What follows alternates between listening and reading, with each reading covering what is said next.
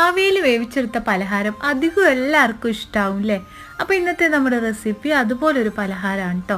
അതിന് വേണ്ടിയിട്ട് ഒരു പാനിലേക്ക് 1 സ്പൂൺ നെയ്യ് ഒഴിച്ചു കൊടുത്തിട്ടുണ്ട്. അതിലേക്ക് കുറച്ച് തേങ്ങാക്കൊത്തും നട്ട്സും കുറച്ച് ഉണക്കമുന്തിരിയൊക്കെ ഇട്ടിട്ട് ഒന്ന് വറുത്ത് കോരി മാറ്റുന്നുണ്ട്.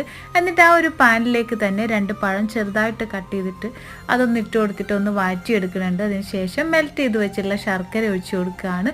കുറച്ച് തേങ്ങ ചെരുവേതും ഏലക്ക പൊടിച്ചതും പിന്നെ നമ്മൾ നേരത്തെ വറുത്ത് വെച്ചിട്ടുള്ള നട്ട്സൊക്കെയുള്ള മിക്സും കൂടി ഇട്ട് കൊടുത്തിട്ട് ഒന്ന് മിക്സ് ചെയ്യുന്നുണ്ട്.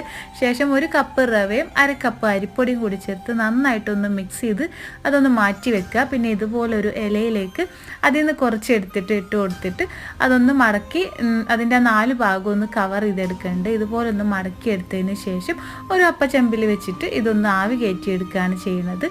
ഒരു 15 മിനിറ്റ് ഒന്ന് ആവി കയറ്റിയെടുത്താൽ നമ്മുടെ നല്ല ടേസ്റ്റി ആയിട്ടുള്ള പലഹാരം റെഡി ആയിട്ടുണ്ട് കേട്ടോ.